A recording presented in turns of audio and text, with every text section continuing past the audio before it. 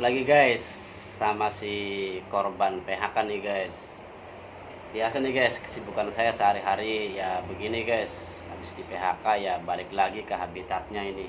Kami lagi buat produk nih, pakaian seragam sekolah guys. Kami lagi buat pakaian baju pramuka nih guys. Oh iya guys, cara berpikir para youtuber yang sudah besar-besar, yang followernya sudah jutaan, ribuan ya saya juga nggak tahu lah, pokoknya seperti itu, yang udah besar-besar lah.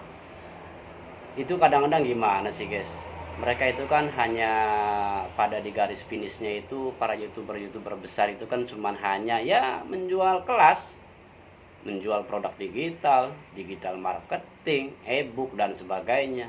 Itu nggak bisa dimakan itu padahal.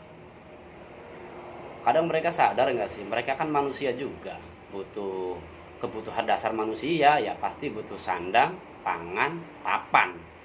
Udah nggak ada lagi, itu kebutuhan manusia dasar. Selebihnya itu kan ya hanya apalah ya, hanya kebutuhan di luar kebutuhan dasar lah gitu, hanya nafsu manusia aja. Harusnya terkadang sadar itu para youtuber yang sudah besar itu, harusnya sadar ya, balik lagi kebutuhan dasar manusia. Mereka kan butuh sandang, pangan, papan. Ya kasihlah edukasi yang berimbang, jangan hanya mementingkan kebutuhannya mereka sendiri. Itu kebutuhannya mereka sendiri, ingin menjual, ingin berdagang. Ya kembali lagi ke omongan awal saya tadi gitu. Jangan begitulah.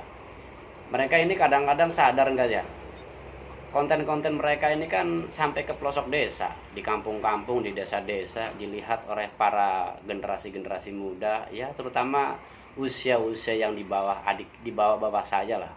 Adik-adik kita semua yang baru pada lulus sekolah, yang mestinya produktif, jadinya kan menginginkan hal-hal yang instan. Nggak tahu apa yaitu yang namanya proses, step by step, sedikit demi sedikit gitu. Maunya yang instan.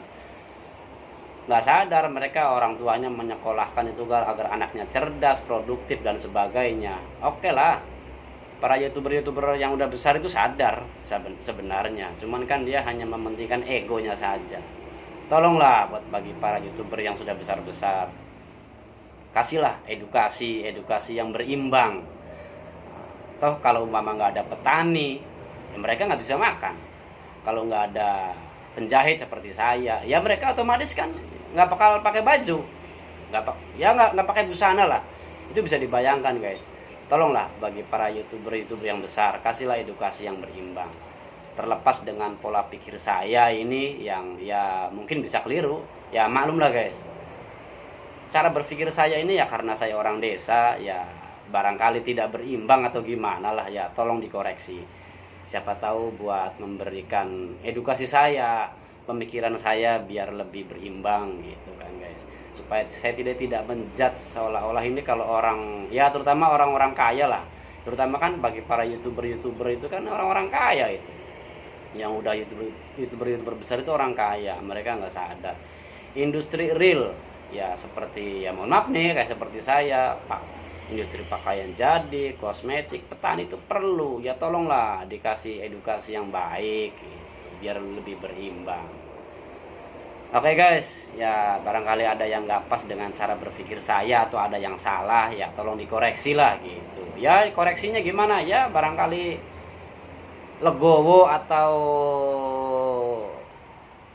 ikhlas lah ya, tolong dikasih masukan di kolom komentar guys. Udah guys, kita kembali lagi nih guys, aktivitas kerja lagi. Nanti biar besok dapur kita ngebul lagi. Oke guys.